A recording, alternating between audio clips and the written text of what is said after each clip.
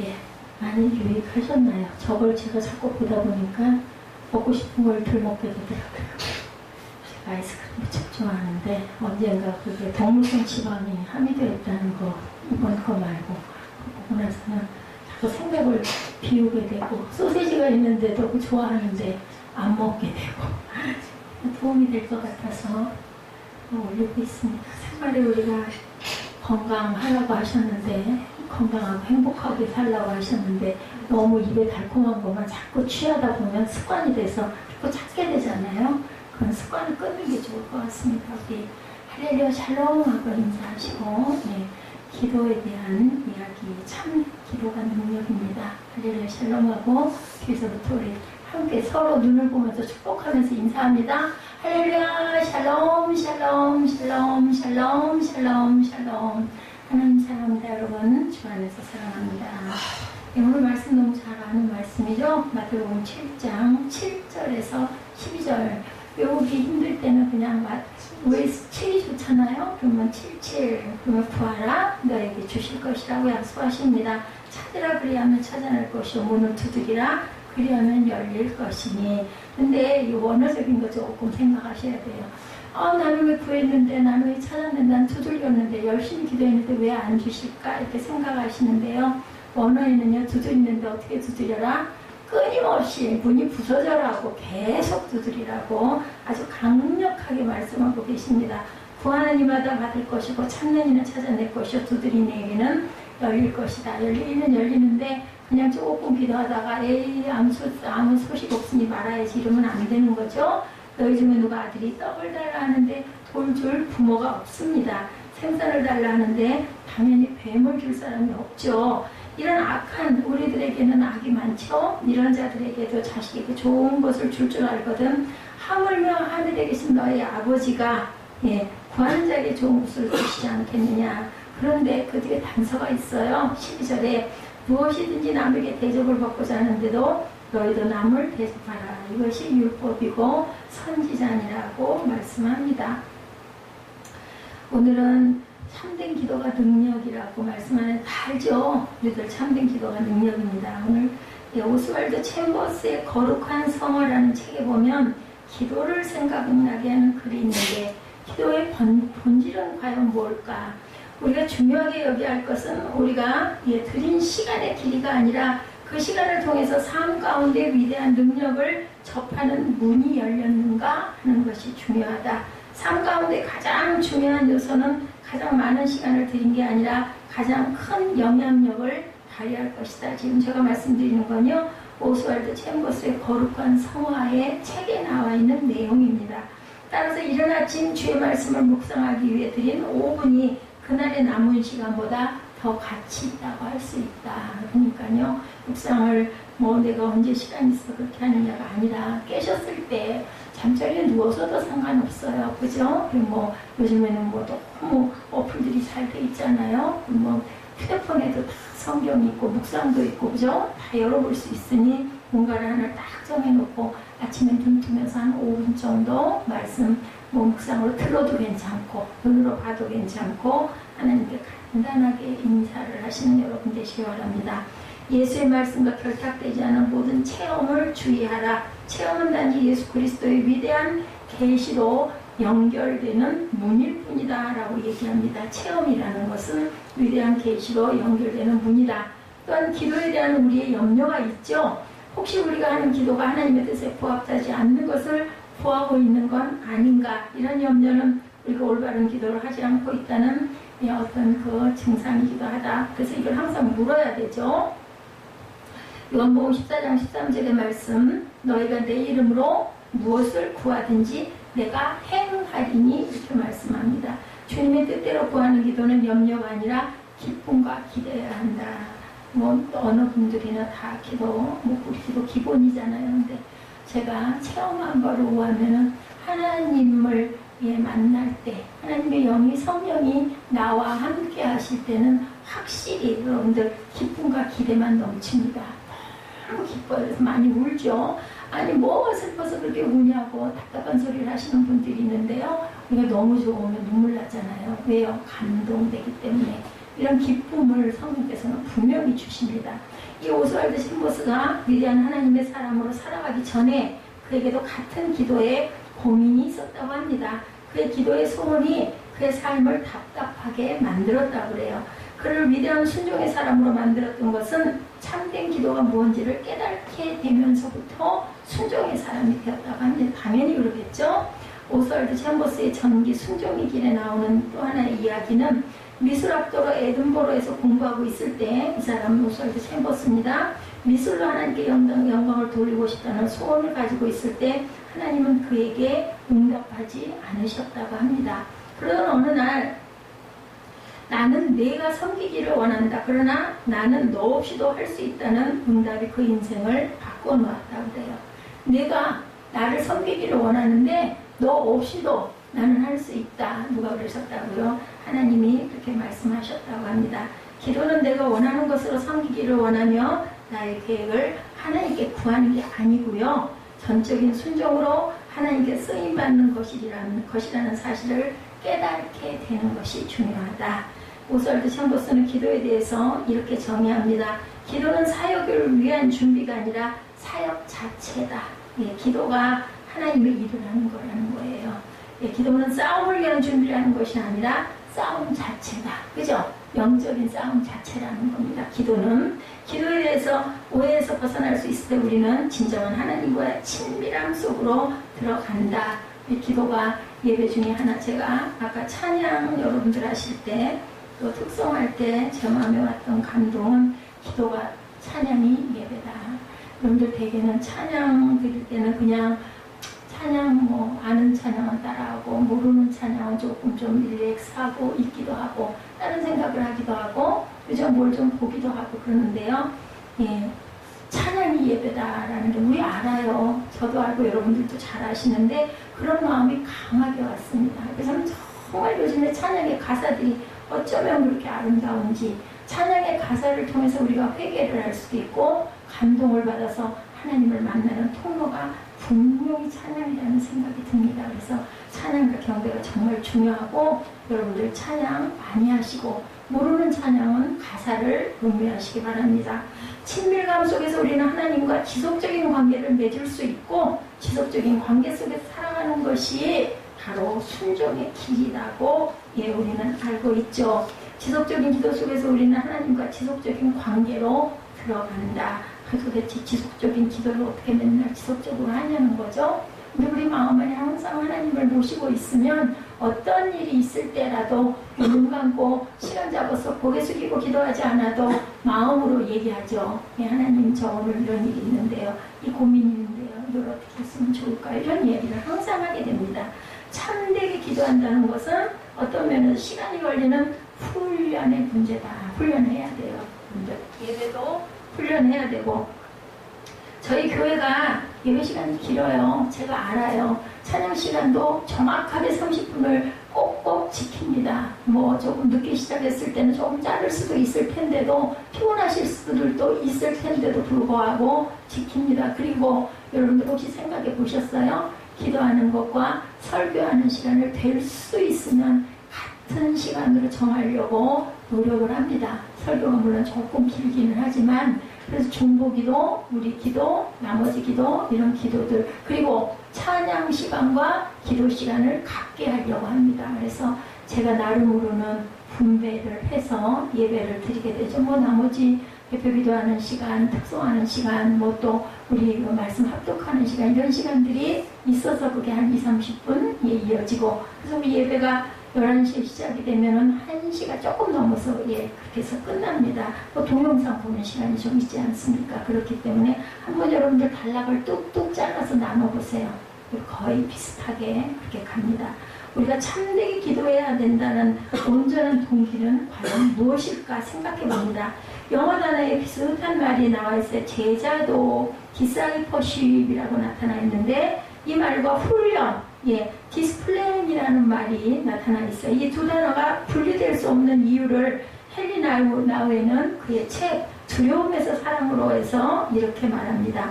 제자도 없는 훈련은 경직된 형식주의로 흐르고 훈련 없는 제자도는 감상적 낭만주의로 끝난다 이렇게 얘기하고 있습니다. 제자도가 분명히 있어야 되죠. 제자도가 있고 훈련이 있어야 형식주의가 되지 않아요. 제자가 되기를 원해서 그 사람들은 훈련을 받아야 되고 또한 훈련이 있어야 제자들이 탄생을 한다는 것을 뭘로 그냥 감상적인 게 아니라 목표가 분명히 우리 일부 세뱃 예배에 그 말씀이 있었죠. 분명한 목표를 가지고 살아야 된다. 그랬을 때 우리가 최선을 다하는 삶을 하나님께서는 기뻐하신다고. 그래서 결국은 하늘의 것을 위해서 우리가 그 부르심의 상을 쫓아간다라고 사도 바울이 고백하지 않습니까? 사도 바울은 엄청 공부를 많이 한 사람이에요. 그런데도 불구하고 내 모든 것들은, 내 모든 지식은 배설물 같다. 하늘의 그 귀한 진리가 나를 새롭게 탄생시켰다라고 이렇게 고백을 합니다. 기도를 훈련한다는 것은 제자로서 살아가기 위한 우리의 삶에서 하나님의 공간을 만들기 위한 의지적인 노력입니다. 어떤 면에서 치열한 몸부림과도 같다. 그죠? 기도하는 게 결코 쉽지 않습니다. 우리 예배 끝나고 나서 잠깐 5분, 10분 이런 기도가 아니죠. 여기서 얘기하는 기도는 정말 하나님과 소통하고 대화하는, 시간 가는 줄을 모르는 깊이 있는 기도를 얘기하는 거죠. 이게 훈련이 되어져야 된다는 거예요. 자꾸 그렇게 기도해 버릇해야 되지, 기도를 그렇게 안 해 버릇하다 보면은 정말 형식적인 기도가 될 수밖에 없다라는 것을 우리가 생각해야 된다. 주님께서 가르쳐 주신 가장 명확한 기도의 의미는 마태복음 6장 34절의 말씀인데요. 여러분들 잘 아시죠? 그런즉 너희는 먼저 그의 나라와 그의 의를 구하라. 그리하면 이 모든 것을 너희에게 더하시리라. 그러므로 내일 일을 위하여 염려하지 말라. 내일 일은 내일이 염려할 것이요 한날의 괴로움은 그날로 족하다. 자, 여러분들 지난번에 제가 말씀드린 것 같아요. 염려는 무엇이 없어서요? 믿음이라고 얘기했어요. 믿음이 없으면 염려하게 됩니다. 어디 가려고 할 때, 여러분들 길찾기 할 때, 저는 워낙 길치기 때문에 그 생각이 다 와서 다 해요. 모르면은요. 어딘지 잘 모를 때는 염려되잖아요. 근데 알잖아요. 그럼 다 믿고 가는 거죠. 정확해. 맞아. 그리 가면 돼. 랩이 없어도 상관없죠. 근데 요즘에 속도나 이런 것들이 있기 때문에 우리가 랩을 보는데 맞습니다. 믿음이 능력이고 믿음이 우리의 염려를 없애주는 거죠. 그렇기 때문에 내일 일을 위해서 절대 염려하지 말죠. 왜냐하면 하나님 말씀하시잖아요. 구하면 주신다고, 찾으면 찾을 수 있을 것이라고. 그리고 먼저 그 나라와 의를 구하라고. 저희들 중보기도 열심히 하지 않습니까? 때로는 조금 힘이 들고, 때로는 조금 집중이 안 되고, 때로는 조금 형식적일 것 같다 할지라도 우리는 끊임없이 중보기도 해야 합니다. 그 정도 중보기도로는 말도 안 되죠. 그런데 다행스러운 거는 우리 세빛가족이 많지 않기 때문에 그렇게 해도 기도할 수가 있지. 만약에 50명 이상 된다면 우리가 기도 그렇게 못하죠.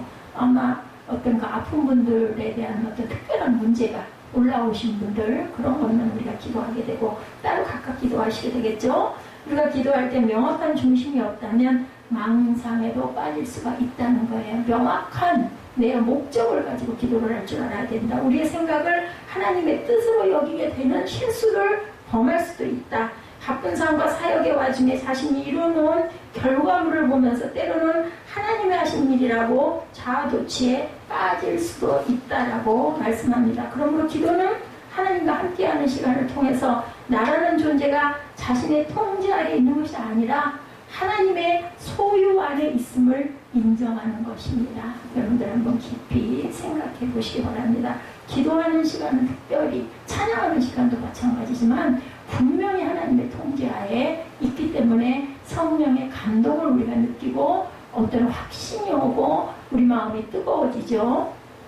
아까 우리 그 정보 비타민에 보니까 우리 체온을 올리는 거, 그게 아주 면역을 높여준다고 그러죠. 여러분 뜨겁게 기도해보세요. 온몸에서 땀을 뻘뻘 흘리게 돼요. 정말 추위가 어딨어. 더워 죽겠죠. 이렇게 항상 기도를 훈련하시기 바랍니다.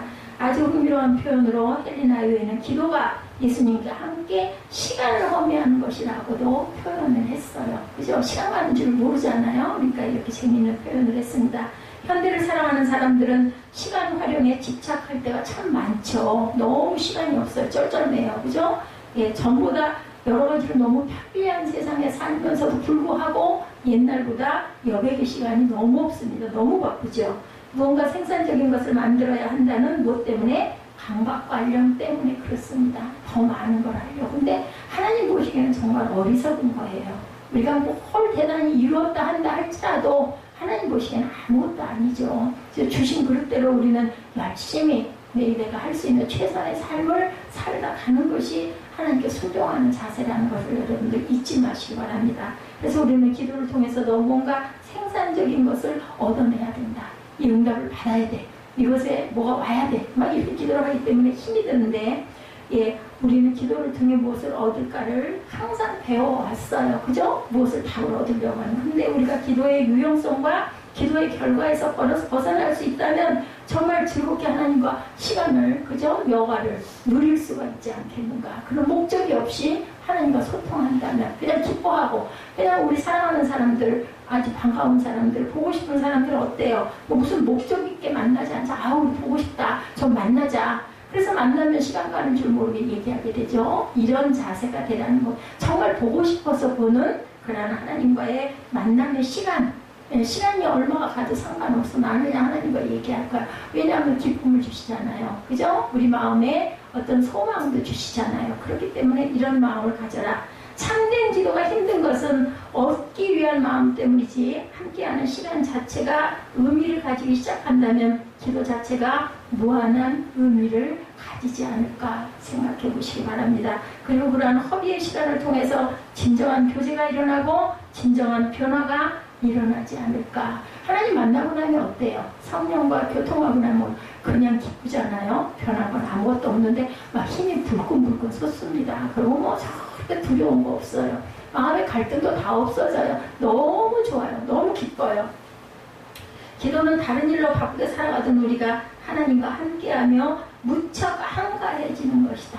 여유가 생기죠. 뒤엔 일 뭐 상관 안 하죠. 기도하는 시간이 길어도 상관 안 합니다. 아우, 나 빨리 저기 가야 돼. 이런 생각 안 합니다. 기도에 빠져 있을 때는, 그죠? 기도에서 무엇이 유익해지거나 우리가 얻을 생산물 때문이 아니라 함께하는 것에 대한 무한한 기쁨. 그죠?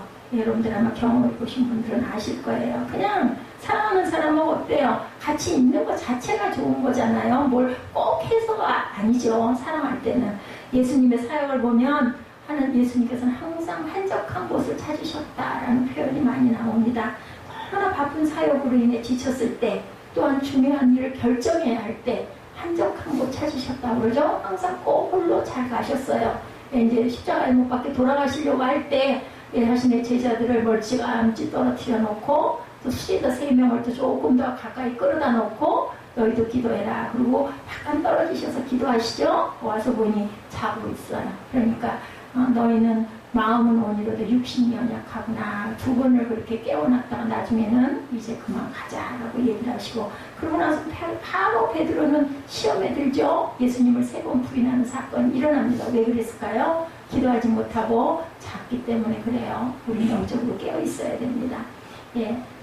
한적한 시간 가운데 예수께서 용기 있게 결단하고 하신 일은 자기 뜻이 아니라 하나님의 뜻을 따라 순종하는 것이었다라는 것 여러분들 아시죠? 요한복음 14장 10절에 예수님이 말씀합니다. 내가 너에게 이르는 말은 스스로 하는 것이 아니라 아버지께서 내 안에 계셔서 그 일을 하시는 것이다. 예수님도 이렇게 말씀하세요. 근데 뭐 하물며 우리가 내 뜻대로 하기를 원하고 기도할 필요가 뭐가 있겠습니까? 주님의 뜻을 구해야 되겠죠? 하나님의 뜻을 우리가 알기 위해서 알려주시옵소서. 제가 이러이러한 일이 있습니다 하고 기도했을 때 어땠어요? 예수님도 이 잔을 피할 수 있으면 피하게 해주옵소서 했어요. 너무 무섭고 두렵고 싫기 때문에. 왜냐하면 인성을 입고 있었기 때문에. 그런데 알죠. 하나님 뜻이 뭐라는 거, 십자가를 져야 하는 게 내가 해야 할 사명이라는 걸 아십니다. 그래서 순종하시죠. 우리도 그런 마음의 자세를 가져야 되겠다. 마태복음 6장 6절에 주님의 가르쳐주신 방법, 너는 기도할 때 어떻게 하라고요? 내 골방에 들어가 문을 닫고 은밀한 중에 계신 내 아버지께 기도하라. 뭐 골방이라고 해서 다 뭐 골방 같은 데를 만들어 놓고 하라는 것이 아니라, 그럴 수 있으면 좋겠지만, 그죠? 정말 하나님과의 소통하는 시간을 온전하게 사람들과 어울려 시끌시끌하게 뭐 떠들면서 아니면 보여주기 위해서 이런 기도하지 말라는 얘기를 하십니다. 예수께서 우리에게 가르쳐 주신 것이 바로 기도의 장소와 시간인데, 그렇게 시간과 장소를 정하고 나면 주님과 단둘이 있는 시간에 가는 것입니다. 이때 기도가 시작되죠. 그리고 처음 훈련을 시작하는 우리에게는 긴 시간이 필요한 게 아니라 여러분들 30분, 10분이라도 고요한 묵상이나 짤막한 기도를 통해서 살아계신 하나님을 느끼고 기억하시는 것이 중요합니다. 그렇게 해서 하나님을 만나고 나면 하지 말라고 해도 기도합니다. 왜냐하면 기쁘기 때문에. 기도의 시간이 늘어가면서 우리는 이 땅에 계시는 하나님의 충만을 경험합니다. 정말 하나님 계시네. 정말 성령이 나를 도우시네. 정말 하나님이 보고 계시네. 이런 것을 여러분들 주님의 그 음성, 주님의 그 냄새까지 우리가 맡고 깨닫고 알게 됩니다. 너무 충분한 기쁨이 내게 강물처럼 번져오는 것을 느끼실 겁니다. 여러분들. 하나님의 임재는 자연스럽게 우리를 하나님의 사랑하는 자녀로 인식하게 하여 주시고, 기도의 시간을 통해서 우리가 깨닫게 되는 것은 사랑을 인식하기 전 우리 삶에 얼마나 많은 염려로 지배당하고 있었나를 알아보게 된다는 거예요. 다 필요 없는 거죠. 염려한다고 네가 키를 한 자나 더 하겠느냐. 주님이 말씀하셨어요. 하나님의 인도하심에 들어가기 전에 우리의 삶이 얼마나 엉망진창 뒤죽박죽으로 섞여 있었는지 우리 정돈해야 되잖아요. 집에도 서랍장도 그죠? 항상 넣는다고 잘 차려 넣어도 얼마 이후에 보면은 뒤죽박죽으로 얽혀 있습니다. 그럼 어떻게 해야 돼요? 비워내고 털어내고 버릴 건 버리고 그죠? 자잘하게 넣은 것처럼 우리 마음도 이렇게 항상 정돈할 줄 알아야 된다. 그런 것이 기도하는데 가장 큰 방해거리가 된다. 어떤 것들이 실뭉치가 엉켜있는 것들, 그런 것들을 단호하게 잘라내시기 바랍니다. 우리의 머릿속에 해결하지 못한 문제, 눈 감으면 떠오르는 세상의 일들, 당장 지켜야 할 약속, 쓰지 못하는 메일, 자식에게 하지 못한 말, 그런 모든 것들을 정리하지 못한 일들, 그런 모습 가운데 우리는 조금씩 기도의 세계로 들어갑니다. 그래서 기도하다 보면 아무것도 아닌 게 되더라고요. 그렇게까지 애쓸 필요가 뭐가 있을까? 그래서 하나님과 대화하면 제가 늘 하는 말 중에 미움받는 말, 하나님을 아셔. 뭐 어떻게 해요? 더 이상 나를 뒤집어 까 보일 수도 없고 내 힘으로 어떻게 할 수 없을 때 하나님은 아시잖아요. 이렇게 여러분들 단순하게 기도하시기 바랍니다. 그냥 나 이거 해주옵소서라기보다는 하나님 어찌하오리까 이렇게 기도하시기 바랍니다. 그렇게 기도하시다 보면 뜻을 깨달아 알게 됩니다. 그런데 이것도 훈련이라고 분명히 말씀하세요. 꼭 길게만 해야 기도는 아닙니다. 짧아도 그죠? 5분만 해도 단순간에도 하나님의 뜻과 마음의 평강이 올 수 있다라는 것. 그러한 세상의 일로 기도에 집중하기 어려울 때 여러분들 중요한 주님께서 주신 기도, 알려주고 가신 기도 뭐예요? 주기도문입니다. 그래서 제가 예배 때도 그죠? 주일 예배 때도 끝말미에도 우리 새벽 예배에도 또 저희들 일어나서 입술로 고백하는 그 영창 기도문에도 주기도문을 항상 제가 넣습니다. 이렇게 그게 뭐 100% 100점짜리 기도니까요. 거기에 뭐를 실어야 될까요? 그냥 우리 주기도문 너무 빨리 하잖아요. 여러분들 기도하실 때 너무 빨리 하지 마세요. 다른 분들이 답답해 할까봐, 너무 길다고 할까봐 그런 마음의 강박관념이 있지만 여러분들 그러지 마세요. 그거 그냥 천천히 하나님께 아주 탁탁 박아서 기도하시고, 특히 주기도문 뭔가 끝나는 어떤 그 끝이 나는 그러한 그 의미의 주기도문을 하시는 분들이 너무 많아요. 뭐 저희 교회뿐만이 아니라 어디든 그래, 어느 모임이든 그냥 주기도문으로 예배 마칩니다. 뭐 그냥 막 도망가 그러지 마시고 그 뜻을 깊이 박아서 내 마음을 실어서 주기도문 안에다 넣어서 그 기도 아주 귀한 기도입니다. 그래서 우리 어린이들, 우리 중등부 학생들도 뭐 다른 거 할 필요 없어요. 잠자기 전에 누워서도 괜찮아요. 주기도문 한번 외우고 하나님 몸을 지켜주셔서 감사합니다. 내일 아침에 건강하게 늦지 않게 눈뜨게 해주옵소서. 이렇게 기도하시면 돼요. 부부는 둘이 잠자리에서 손 붙들고 주기도문 하시고 잠드시기 바랍니다.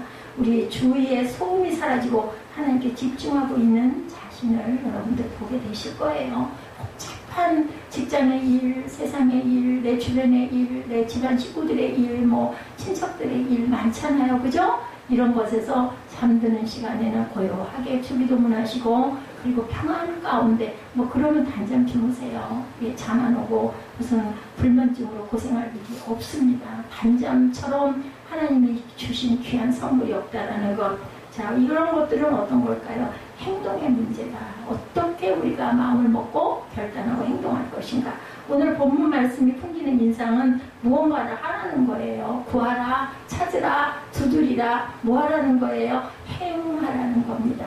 로마서가 우리 수요 예배가 1년 반 넘게 로마서 마지막 16장까지 끝이 났어요. 묵상하는 중에 야고보서 그 제목이 떠오르더라고요. 야고보서를 보니 우리 아시죠? 행하라는 거죠. 히브리서는 믿음장, 야고보서는 행함장이라고 합니다. 행하지 않는 믿음은 아무 소용이 없다. 죽은 믿음이라고 얘기하죠. 예, 본문 말씀이 풍기는 것은 바로 무언가를 하라는 것이다. 오늘 마태복음 7장 말씀이 생각만 하지 말고 감정에 머물러 있지 말고 뭔가를 하나 기도는 구하고 찾고 두드리는 것이다 라고 이렇게 말씀을 하는 거예요. 우리가 해야 돼요. 결단해야 돼요. 선택해야 돼요. 우리 인생 살아가면서 수 없는 선택이 하루 중에도 많이 있습니다. 그것을 우리는 시시각각으로 선택하면서 가야 돼요. 선택을 잘했을 때는 내게 뭐가 와요? 평화가 옵니다. 근데 선택을 잘못하면 막 헤매죠. 뒤죽박죽이 되고 엉키게 되고 그날 하루가 완전히 아주 불안해지죠. 그래서 휴식이 없어요. 저는 보니까 그렇더라고요. 아무것도 안 하는 것 같은데도 하루의 선택이 얼마나 많은지 모르겠고 그 선택을 잘못하면 평온감이 깨져버리는데 쉼이 없어요. 그렇기 때문에 항상 하나님 앞에서 우리가 선택을 온전하게 하게 해달라고 하늘의 진리를 우리가 깨달아 알게 해달라고 기도하시고 그 방법이 바로 성경 묵상이에요. 여러분들 마음에 감동하는 그 부분들을 쭉 조금씩 읽어가시면서 길게 안 읽으셔도 돼요. 뭐 반장이어도 괜찮아요. 그렇게 해서 묵상하시기 바랍니다.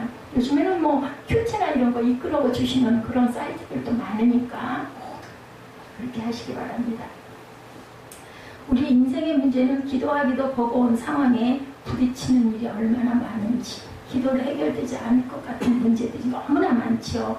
어떻게 기도해야 할지 모를 난감한 상황이 우리를 둘러싸고도 있습니다. 그래서 에휴, 생활은 생활이고 예배는 예배지, 그거 어떻게 일일이 그거 아니지. 근데 그렇지 않습니다. 여러분들 어떤 상황에서도 하나님을 생각하면 여러분 마음에 답이 와요. 그렇게 해서 기도하시다 보면 예수님의 방법은 단순히 그리고 단계별로 행동하는 것이라고 말씀하시는데 우리가 해야 하는 일은 문제와 염려 앞에서 뭐 하라고요? 구하고 찾고 두드리라고. 뭐 쉽잖아요. 우리 초등학생들도 알 거예요. 애들도 잘해요. 꼬마들도 잘해요. 그죠? 엄마 나 이거 줘 하고 얘기하잖아요. 그래서 그런 얘기 있습니다. 옛말에도 져달라고 보채지 않는 놈 누가 져주냐고, 그죠? 울지 않는 놈 져주냐고 물어야 된다는 거예요. 달라고 해야 돼요. 여러분들 달라고 구하시기 바랍니다. 그리고 하나님께서 응답하시고 문을 열어주실 것을 우리가 바라보고 기다리시고 끊임없이 두들기시기 바랍니다. 우리의 염려는 우리의 기도가 하나님께 상달되었는지, 하나님께서 우리의 필요를 아시는 분이신지 불안할 때가 있습니다. 아니, 들으신 거야, 안 들으신 거야, 아무런 감동이 없는 거죠. 그죠? 우리가 인생을 사는 날 동안 문제는 우리를 떠나지 않습니다. 항상 문제는 새로운 문제, 비슷한 문제. 근데 시시각각으로 오는데 얼마 전에 했던 그 문제가 떠오르면 또 당황할 때가 너무나 많죠. 그렇지만 우리 인생의 파도가 아무리 높게 쳐도 주님께서는 우리 인생의 배 가운데 주무시고라도 함께 계시는 분이라는 거. 주무시다가도 어떻게 했어요? 일어나서 파도야 잔잔해라. 믿음이 적은 자들아 왜 그렇게 염려하느냐라고 말씀을 하십니다. 우리 인생의 가장 큰 문제는 기도하지 않고 염려한다라는데 문제가 있습니다. 기도하시기 바랍니다. 그리고 그 염려로 인하여 아무것도 할 수가 없어진다. 불안하다 보면 더 여유 없어지죠. 그러다 보면은 뭐 무슨 기도는 기도야, 그죠? 막 마음속에서 여러 가지 온갖 잡념과 생각과 혈기가 막 올라옵니다. 도대체 나는 왜 이러는 거야? 이렇게 되다 보면은 뭐 원망이 솟아나고 내 마음이 정말 답답해집니다. 기도는 하는데 행동하지 않거나 문제가 해결되면 신앙생활을 하겠다는 사람들도 있죠. 이거 해결되면 나 예수 믿을게 이런 분들도 많아요. 참다운 기도는 우리 문제를 가지고 하나님께 나아가는 것이고 문제가 있어서 해결의 능력을 경험하는 것입니다. 그래서 말씀하시잖아요. 너희가 고난받을 때 뭐 하라고 그래요? 기뻐하라고 그러죠? 고난을 통해서 하나님을 만날 수 있기 때문에 그 고난을 통해서 우리에게 정말 참 기쁨과 평강을 주시기 때문에 우리 날이 여름에 엄청 더웠잖아요. 그러다 보니까 금방 밤에 약간 서늘해지니까 너무 반갑더라고요. 너무 기쁘더라고요. 그렇게 하나님께서는 우리의 피할 길을 꼭 주신다는 거. 사계절의 변화는 다 사계절 당연히 오지. 근데 아니에요, 여러분들. 정말 감사하시기 바랍니다. 우리 힘으로 되는 일들은 아니죠. 남극의 신사로 불리는 펭귄이 있었어요. 펭귄의 먹이는 빙하 속 바다의 물고기예요. 대개 산란을 끝낸 펭귄들이 먹이를 구하려고 안식처를 떠나는데 바닷속에 뛰어드는 것을 주저한다고 합니다. 왜냐하면 바닷속에는 천적인 바다 표범이 딱 웅크리고 있다가 펭귄을 잡아먹으려고 있다는 걸 알아요, 펭귄들이. 그래서 펭귄의 숫자는 어때요? 수천 수만 마리에 이르지만 몇 마리도 되지 않는 바다 표범 때문에 두려워서 거기를 뛰어들어가지 못해요. 그때 한 펭귄이 먼저 물속으로 다이빙을 해서 들어갑니다. 그러면 이어서 모든 펭귄이 뛰어들어가요. 참 중요한 건 맨 첫 번째 펭귄이 중요한 거죠. 뭐를 진다고 그래요? 맨 앞에서 멜빵을 치고 나가는 거죠. 수만 마리의 펭귄이 바다에 들어가서 진을 치면 몇 마리 되지 않는 바다 표범들은 기세에 눌려서 그만 밀려나고 만다고 합니다. 이 선두에 서서 용감하게 뛰어내린 놈 하나 때문에 모두가 먹이를 먹고 살게 된다는 거죠. 이러한 이유로 이렇게 용기를 가지고 가장 먼저 도전해서 전체 영향을 주는 사람을 가리켜서 The First Penguin이라고 표현한다고 하네요. 최초의 펭귄. 참된 기도는 바로 기도하는 나를 최초의 펭귄으로 만든 것이 아닐까 생각해 보시기 바랍니다. 염려로 세상을 바라보는 게 아니라 선두에 서서 사명을 감당할 힘을 얻는 것, 그것이 바로 First 펭귄법이라는 것을 여러분이 기억하시고, 이것이 바로 누가 내 자신이 먼저 축복을 누린다는 것도 생각하시기 바랍니다. 참되게 기도하는 사람들이 누리는 영광이 바로 이것인데, 하나님의 음성 듣기에 집착하는 사람들을 보고 염려스러울 때도 있죠. 일단 하나님의 음성을 듣기 위해서 아무것도 하지 않고 기다리기만 하기 때문에 그런 사람들도 봅니다. 그런데 성경을 보면 하나님께서는 누군가를 부르시고 하나님의 음성을 들려주실 때 같은 패턴이 있어요. 뭔가를 어떻게 하는 사람들 찾아가서 말씀하세요. 열심히 하는 사람들, 일상 안에서 최선을 다하는 사람들, 제자 12 부를 때도 놀고 있는 사람 부른 사람 하나도 없습니다. 일터에서 아니면은 그 바다에서 열심히 그물을 깃거나 그저 그물을 내리거나, 아니면은 직장에서 마태 같은 사람은 열심히 일을 하는 사람일 때 부릅니다. 모세 역시 하나님의 음성을 듣기 위해서 시내산에 올라가지 않았습니다. 그런데 그곳에서 하나님의 음성을 듣죠. 있는 자리에서, 떨기나무 사이에서 뭐 할 때? 양치고 돌아올 때, 그죠? 일할 때입니다. 적어도 하나님께서 우리에게 이성도 주시고 생각도 주시고 마음도 주셨는데 무엇이 하나님의 뜻인지를 분별할 수 있도록 행동을 해야 된다. 내 자리에서 최선을 다하는, 아까 특성 감동이 있었어요. 부르신 곳에서 나는 예배하네. 그곳이 어디가 됐든 간에 뭐 어때요, 여러분들? 뭐 대단한 대형교회, 유명한 교회가 아니면 어떻습니까? 내가 이곳에 있으라고 하나님께서 연을 맺어주시고 불러주셨다면, 그곳에서 하나님 만난다면 나 혼자 있으면 어때요? 뭐 그런 찬양도 있었던 것 같아요. 아무도 없는데 이곳에서 내가 예배한다라는 그런 찬양도 있습니다. 그게 나와 하나님과의 관계지 주변 사람 볼 필요 없어요. 사람이 뭐 한 1000명쯤 되면 막 그건 있겠죠. 군중심리, 분위기가 막 뜨거우면 막 뜨겁게 막 찬양할 수 있고, 기도할 때도 막 옆에서 울면서 기도하면 나도 거기 같이 휩쓸려서 할 수 있어요. 필요합니다, 그런 부분도. 그래서 우리가 어딜 가야 수련회도 가고 기도원도 갑니다. 근데 예배는요, 그런 거랑 상관없죠. 나와의 하나님과의 관계다. 아무것도 하지 않고 기다리고 공부하고 준비하는 시간이 나중에 허비하는 시간이 아니라 치열했던 시간으로 기억되고 간증될 수 있도록 우리 중등부 학생들은 그렇게 공부하기 바랍니다. 뭐가 있기 때문에? 최선의 목표가 있기 때문에. 중심의 목표를 정하고 열심히 공부할 때 우리가 내가 오늘 좀 공부하고 힘들더라도 잡을 수가 있다. 하나님의 음성을 들으려면 치열하게 삶을 살아라. 그리고 뭐해라? 기다리라고 말씀을 합니다. 그것이 진정으로 하나님의 음성을 듣기 위해 기다리는 우리 성도들의 모습이다. 염려의 가장 무서운 결과는 아무것도 하지 못하게 한다는 거죠. 염려의 반대는 용기가 아니라 여러분들 믿음이라는 것. 그 믿음 때문에 염려 가운데서 우리는 기도할 수 있다는 거. 뭐 그냥 열일 제껴놓고 기도부터 해야 돼, 그러죠? 예, 그게 바로 우리의 믿음입니다. 기도한다는 것은 결과를 추론하거나 이론적으로 답을 찾는 게 아니고 단순히 그냥 기도하는 거예요. 그냥 기도하는 거야. 내가 너무 마음이 갈급하고 텁텁하니까 나 그냥 하나님 만난대.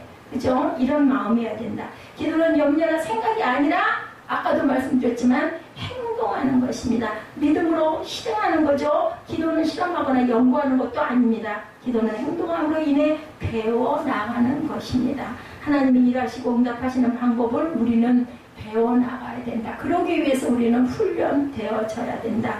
우리는 기도의 결과를 예측하는 과학자나 실험자도 아니죠. 기도의 결과를 우리는 알 수가 없습니다. 단지 우리가 믿는 것은 우리가 구하는 것에 대하여 하나님께서 답을 해주실 것이라는 믿음입니다. 그 믿음을 가져야 하나님께서는 우리에게 정확한 답을 주신다는 것. 답이 안 올 때는 어떻게 해요? 오래 참고 기다리고 계속 끊임없이 기도하고 구하면 분명히 해결의 답이 내려집니다. 가장 중요한 것은 인간들이 예측하는 자연 법칙이 아니라 하나님 나라의 원리에 따라 기도하는 자들에게 문이 열리고 찾는 것을 찾게 되고 가장 풍성한 것을 얻게 된다는 것을 믿으시라는 거예요. 오늘 본문 말씀입니다. 예, 행함에는 중심이 있어야 되는데 쉐인 클레어 분이 지은 믿음은 행동이 증명한다에 나오는 이야기입니다. 두 남자가 이야기를 하고 있었어요. 한 남자가 말합니다. 나는 하나님께 이 세상에 가난과 고통과 전쟁을 허락하신 까닭을 묻고 싶어. 친구가 대답합니다. 그럼 물어보면 되잖아. 하지만 남자는 고개를 절레절레 흔들면서 대답합니다. 그러고 싶어도 너무 무서워서 그럴 수가 없어. 듣고 있던 친구가 무엇이 그렇게 무섭냐고 물어보니까 하나님께서 나한테도 똑같은 질문을 하실까봐 나도 무서워. 이렇게 대답을 했다고 그래요. 중요한 것은 기도가 행함이라고 할 때 행함에는 여러분들 중심이 분명히 있어야 된다는 거. 모든 기도의 법칙은 예수 그리스도께서 임재하시고 하나님께서 역사하실 것이라는 사실이라는 것. 우리가 물으면 분명히 대답하신다는 것을 믿으셔야 된다. 핵심적인 문제는 우리가 듣고자 하는 대답과 하나님의 대답이 일치하지 않는 데 문제가 있는 거예요. 나는 내가 원하는 대로 되기를 원하고 딱 정해놓고 기도하잖아요. 근데 하나님의 뜻은 그것이 아닐 때가 너무나 많다. 그래서 그런 얘기 있죠. Yes, no, wait. 예, 이렇게 대답을 하죠. 그러면 내 마음에 마땅치 않더라도 예수님도 마찬가지셨잖아요. 그러니까 가능하시거든 이 산으로 옮겨 주옵소서 했는데 아니었어요. 노였어요. 바울도 기도했죠.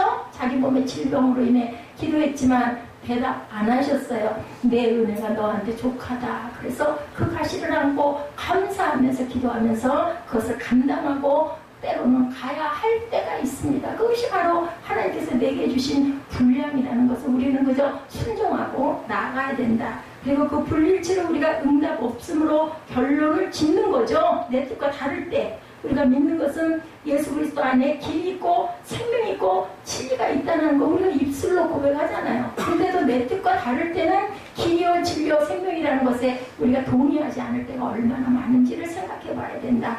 우리는 실험을 통해 답을 찾거나 확증하는 것이 기도가 아니라는 것을 여러분들 알아야 된다. 우리에게는 답이 있고 길이 있고 문이 있습니다. 분명히. 우리가 기도하는 것은 변치 않는 해답을 기도를 통해 찾아내기 위함이고 기도가 행함이라는 것은 두드리지 않고는 열 수도 없고 찾지 않고는 찾을 수도 없고 구하지 않고는 얻을 수도 없다라는 사실을 우리는 확실하게 믿고 구할 줄 알아야 된다. 그런데 이 말에 대해서 반박을 하는 사람들이 많아요. 우리 중에는 이미 기도해봤지만 응답을 경험해보지 못하고 수백 번 두드려봤지만 한 번도 들어오라는 음성을 들어보지 못한 사람들이 너무나 많다. 우리는 늘 기도했는데 돌아오는 것은 뭐였어요? 침묵이었다. 아니면 모르겠다. 아무런 반응도 없었다. 이렇게 얘기하시는 분들도 많습니다. 탈무드 렐리테는 독일의 유명한 복음주의 설교가입니다. 그는 세계대전 후에 인간의 비참함을 겪으며 회의론에 빠져있던 독일 국민에게 설교하면서 이런 말을 했습니다. 릴케는 어느 편지에서 예수님과의 전화통화에 대한 말을 했는데요. 사람들이 늘 여보세요? 누구 있습니까? 하고 전화를 걸지만 아무도 받지 않는다는 것입니다. 하지만 당신에게 묻겠다. 우리는 정말 수화기를 들고 정확한 번호를 눌렀는가? 예, 이 탈무드 펠리케라는 복음주의 설교가의 이야기입니다. 이 얘기는. 아니면 자기 번호를 눌렀을 뿐일까? 제대로 전화를 걸지 않는다면 당연히 제대로 받지도 못한다. 예, 전화가 온다고 번호를 제대로 하늘날 천국의 하나님께 누르죠. 114를 눌렀는데 그것은 그 번호가 아니라 네 번호를 네가 혼자 누르고 네 혼자 기도한 게 아니냐, 이 얘기인 거예요. 기도할 때 내 생각만 한다면 자신의 번호를 눌렀다라는 것을 잊지 마시라는 겁니다. 예, 여러분들 승진, 실종된 아들의 생활, 부족한 재물의 시급한 공급 등 내가 원하는 것만 생각하고 내가 대화하려는 대상이 누구인지 생각하지 않으면 그렇게 된다라는 거죠. 무한한 자비와 전능하신가 높은 지혜를 가지신 예수님께 방법과 수단을 맡기지 못하는 것이 바로 기도했을 때 이기적인 주문으로 그칠 수 있다라는 것을 기억해라. 예, 그죠? 자, 우리의 기도가 이런 기도가 돼서 안 되겠죠? 내 자녀야, 내가 여기 있다라는 하나님 아버지의 위안과 응원의 말씀은 결코 이럴 때는 들리지 않는다. 우리는 기도의 중심에 예수님이 계시다는 걸 인정하고 그분을 존중하고, 예, 그렇게 우리가 기도해야 된다. 탈무드 펠리케는 그의 책 현실과 믿음 사이에서 아주 귀중한 통찰을 보여줍니다. 문을 두드린다라는 존중의 의미는 우리가 무턱대고 들어갈 권리가 없다라는 뜻이라는 거죠. 그냥 무조건 들어갈 수는 없다. 그러니까 문을 두드리지 않겠어요? 여보세요 하고 두드려야 된다. 자신의 집이라면 두드리지 않고 마음대로 드나들 수 있지만 남의 집이나 사무실에 들어갈 때는 먼저 배를 눌러야 된다는 거죠. 일단 멈춰서서 예수님께서 마태복음 7장 7절에서 두드리라고 말씀하셨을 때는 그런 의미를 포함하고 있다는 것. 내 집이 아니기 때문에 내가 구해야 된다는 거예요. 우리 하나님 아버지께 기도한다는 것은요, 그렇게 쉽거나 값싸게 접근할 수 없다는 것, 우리가 들어가도 된다는 것이 기정사실이 아니라는 것도 기억하시기 바랍니다. 거룩하신 하나님의 임재 앞에 우리가 설 수 있다는 것은 하나님의 은혜가 아니고는 여러분들 불가능한 일입니다. 우리가 문을 두드릴 때 주님이 우리의 문을 열어주시고 길이 되어주셔서 하나님의 임재로 이끌어 주신다는 것, 내가 혼자 할 수 있는 게 아니라는 것. 우리에게 이미 독생자 예수님을 보내셔서 피를 흘려주신 그 희생 때문에 그것도 또한 가능하죠. 그래서 우리가 항상 예수님 이름으로 기도합니다. 그게 꼭 뒤에 붙습니다. 우리가 들어가기 전에 문을 두드리기 위해 멈춘다는 것은 이런 놀라운 사실 앞에 직면하고 서 있다는 것이고, 그 문이 열리는 순간 우리는 하나님의 놀라운 은혜 가운데 기쁨을 누리고 사망 권세를 이기신 기쁨에 동참하게 됩니다. 문을 두드린다는 것은 놀라운 기적의 시작이라는 것을 잊지 마시기 바랍니다. 예, 우리는 종종 그런 편말을 본 적이 있습니다. 들어오십시오. 문 두드릴 필요가 없습니다. 이런 편말도 있습니다. 무슨 의미일까요? 어떤 존중해야 할 것도 중요한 것도 없다. 들어와도 상관없다라는 뜻이에요. 탈무드 펠리케는 이러한 기도는 종교적인 사람들을 연상시킨다라고 말합니다.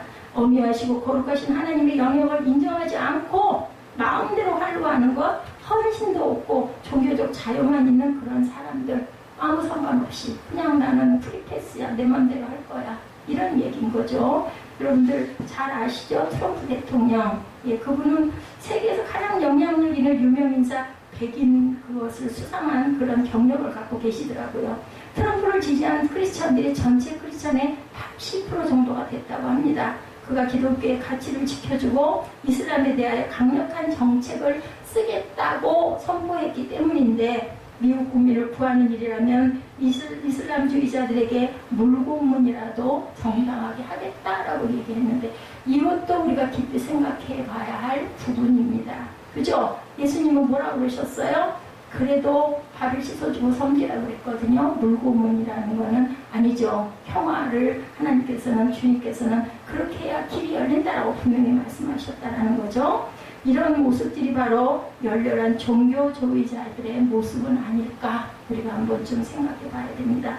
우리가 기도한다는 것은 우리의 자유로 마음대로 자유롭게 할 수 있다는 게 아니고, 우리가 기도한다는 것, 그리고 문을 두드린다는 것은 하나님 앞에 서 있다는 귀중한 신앙적 체험과 결단이고 헌신이라는 걸 잊지 마시기 바랍니다.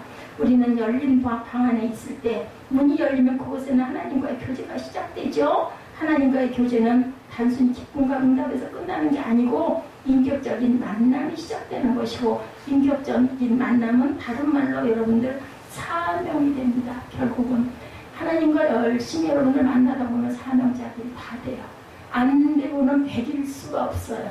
그게 바로 다른 점입니다. 그 열린 방에서 우리는 하나님께서 기뻐하시는 일과 그분의 마음을 알기 때문에, 기도가 기다림이 아니라 행함이었다면 진정한 행함은 기도한 자가 하나님을 만남으로 시작된다. 오늘 본문의 마지막 절 12절이죠. 그러므로 무엇이든지 남에게 대접을 받고자 하는 대로 너희도 남을 대접하라. 이것이 율법이요 선지자니라.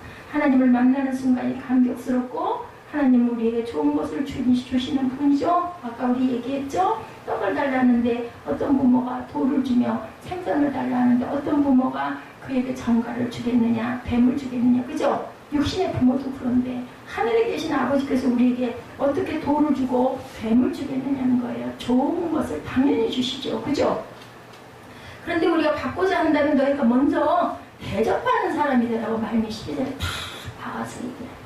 그럼 못 받았다면 대접하는 자가 아니었기 때문에 아직은 못 받고 있다라고도 우리가 하나님의 뜻을 이해할 수도 있다.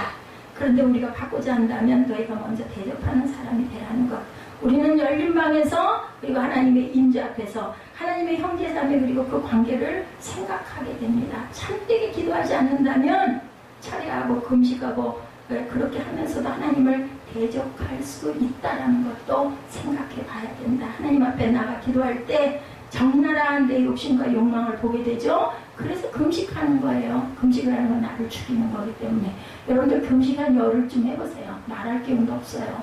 그런데도 기도에서 하나님 영이 내게 임하면요 펄펄 뛰어요. 저는 막 1m씩 뛰었어요. 앉아가지고 찬양하면서.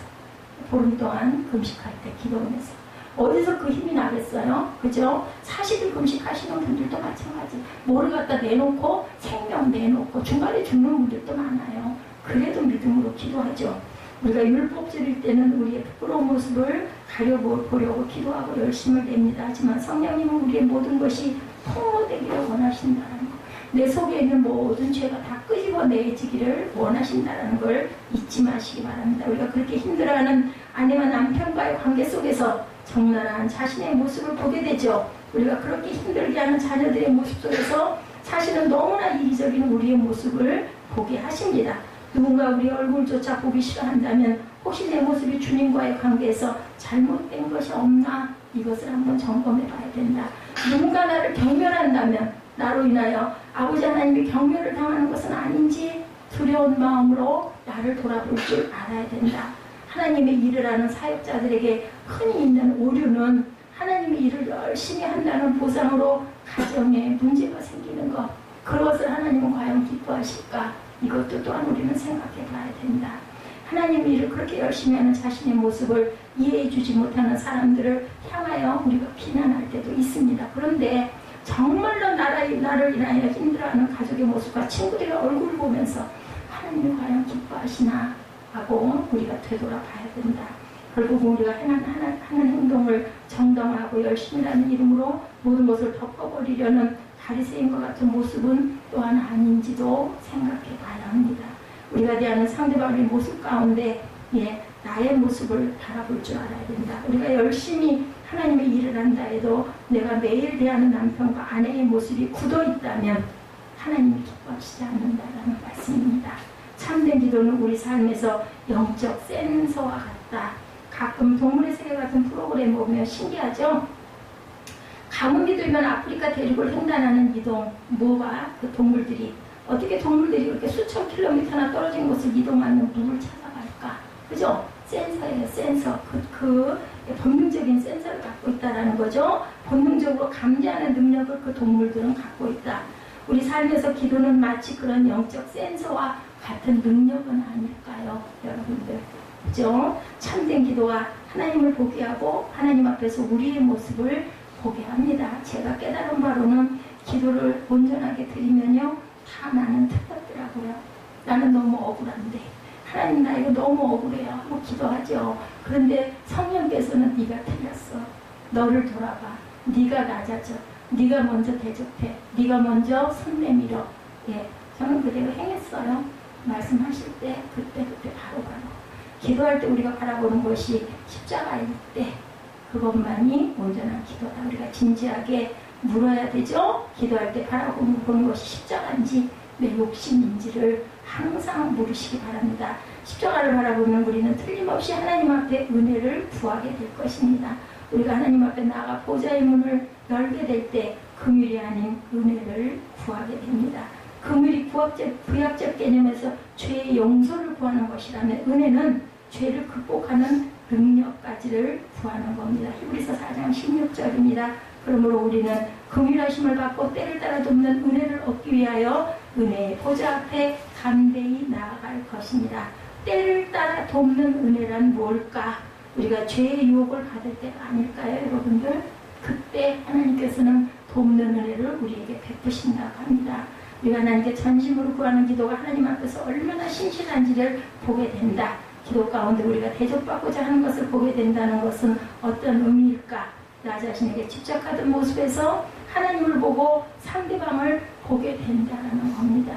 우리는 종종 누구에게 상처를 입었다는 말을 하는데, 그런데 상처 입은 자신, 자존심에 손상을 입은 내 모습을 보면 상대방에게 바라는 것이 충족되지 않았을 때죠. 그죠? 상처 입은 나 자신은 상대방에 대한 비난에서 회개로 나아가야 할 순간이기도 한다라는 겁니다. 기도할 때 느끼잖아요. 우리 입으로 막 속상해가지고 막 퍼대고 그러고 나서는 어때요? 마음속에서 성령이 말씀하시죠. 아이고 너 그러면 안 돼. 그죠? 이게 크리스찬과 넌 크리스찬의 차이다.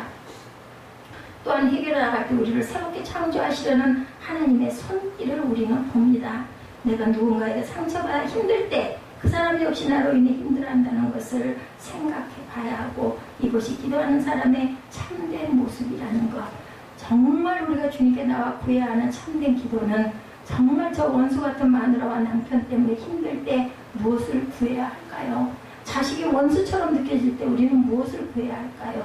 직장에서 나를 힘들게 하는 사람을 만났을 때 구해야 하는 것은 무엇일까요? 교회가 평안을 주지 못하고 마음을 어지럽히는 것이 되었을 때 구해야 할 것은 무엇일까요? 사실은 이 모든 것을 이기게 하시는 은사나 축복을 구하는 것보다는 우리의 삶의 주인이 되시는 주님의 얼굴을 구해야 합니다. 내 마음에 평안이 없을 때, 어떤 부분으로 상처를 입었을 때, 남편으로 인해, 아내로 인해, 직장으로 인해, 아니면 때로는 교회로 인해 내가 너무너무 힘들 때 주님의 얼굴을 구하시기 바랍니다. 아무리 해도 변화되지 않은 강팍한 자신의 모습이 보여야 합니다. 시편 51편 17절에 말씀합니다. 하나님께서 구하시는 제사는 상한 심령이라고 말씀하시네요. 하나님께서 구하시는 심령은 무슨 심령이요? 제사는 상한 심령이라. 상한 심령으로 하나님께 구한다는 것은 우리의 죄가 보인다는 거죠. 누군가를 비난하는 것이 아니라 그 비난의 대상일지도 모를 내 모습이 먼저 보여야 한다. 독일의 신학자고 나치 치하에서 신앙의 삶을 살았던 존 페퍼 박사는 아주 무서운 말을 합니다. 경건하기 위해 기도하는 것은 음란한 행위다. 이렇게도 얘기합니다. 잘 이해가 안 되지만 자기 경건을 위해서 기도하는 사람은 자기 의를 구하는 바리새인의 기도와 다를 바가 없다라는 말입니다. 우리가 하나님께 나아가는 기도는 죄인으로 나아가야 된다. 제가 우리 아들하고 가끔 다툼을 많이 합니다. 그런데요, 햇바도 우겨요. 햇바도 이유를 대요. 정말 미워요. 근데요, 그렇게 얘기를 하면서 제 마음에 문득 느낌이 오는 건 뭐냐면, 하나님이 나를 보실 때도 이러시겠구나. 뭐하는 자를 그래서 이뻐하세요? 잘못했습니다 할 때, 제가 잘못했습니다 할 때 그 순종하는 마음을 하나님께서 이뻐하신다. 뭐 이유를 구차하게 변명을 할 필요가 없어요. 왜냐하면 다 아시잖아요. 그렇기 때문에 우리는 그런 자세여야 되겠다. 내 자식을 보면서 저는 그걸 느껴요. 내가 이렇게 이유와 변명을 줄줄이 늘어놓고 제가 저래서 제가 이렇게 됐어요. 그다 필요 없다라는 거예요. 내 죄만 하나님께 고하면 된다. 나의 죄성이 폭로됨으로 주님께 부끄러운 모습으로 나아가는 것, 그것은 하나님께서는 바라고 계신다. 하나님께 은사를 구하는 것이 잘못된 것이 아니라 얼마나 잘못된 동기로 은사를 구했는지를 바라볼 줄 알아야 된다. 은사를 구하면 주님을 닮아가고자 함인지, 지금 당면한 내 문제를 해결하고 넘어가고자 함이 아니라는 말이라는 겁니다. 그래서 오늘 말씀에 참된 기도에 대해서 우리가 이런 고민을 하지 않는다면 기도하면서 우리가 얼마나 하나님과 멀리 점점 멀리 내가 복음이라는 말 많이 하죠. 그렇지는 않을까. 기도하는 우리가 어쩌면 이렇게 교만한지 하나님님께 이렇게 기도하는데 누구를 바리새인을 예수님이 이뻐하지 않으셨죠. 그죠? 오히려 어떤 세리 죄인입니다. 이런 자세를 가지고 우리는 기도할 때 하나님께서 긍휼히 여겨주신다. 절대로 나를 의인이라고 칭찬하실 수는 없어요. 내가 물론 저 사람에게 상처를 받았다 할지라도 내게도 죄가 있거든요. 그러면 그 사람 죄를 얘기할 필요 없다. 내 죄를 하나님께 구할 때 하나님께서 우리에게 놀라운 평강의 능력을 주신다라는 것. 그래서 정말 진정한 믿음이 강한 자들은 남에게 상처를 받지 않는다라고 하죠. 우리에게 선한 것을 주신 하나님께 우리가 참으로 악한 것을 구하는 것은 아닌지를 돌아볼 줄 알아야 된다. 참된 기도는 우리를 능력으로 인도하십니다. 참된 기도 안에 우리는 하나님의 임재를 경험하고 하나님의 생각을 알고 하나님의 은혜를 경험하기 때문이죠. 그것보다 더 좋은 보화가 어디 있어요. 하나님의 그 임재를 경험하고 하나님의 능력을 경험하고 하나님의 뜻을 우리가 알게 되면 못 넘어설 일이 아무것도 없거든요. 참된 기도가 변화의 능력이 있는 것은 하나님의 존귀하심 앞에 우리가 겸손히 서는 순간이라는 것. 우리가 참되게 구하고 전심으로 찾고 겸손히 두드리는 기도는 하나님을 인정하는 우리의 고백이 되어야 합니다. 참된 기도는 우리가 마음대로 할 수 있다는 것이 아니라 하나님의 능력을 기대하는 마음으로 가득 찬다라는 것. 그것을 바라보는, 그것을 하나님을 구하는, 하나님의 얼굴을 구하는 기도가 되어야 된다는 것. 여러분들 오늘 기도가 능력이다라는 말씀을 통해서 어느 만큼 묵상하셨습니까? 나는 하나님께 제가 이랬는데요 하고 내변호는 열심히 하고 있지는 않았는지, 아니면은 이것을 이루어 주옵소서 하고 이런 기도를 하고 있지는 않았는지, 하나님께 항상 두드리고 찾고 구하시고 뜻을 물으셔서 하나님의 임재와 하나님의 능력을 경험하시는 저와 여러분들 되시기를 주님의 이름으로 축복합니다.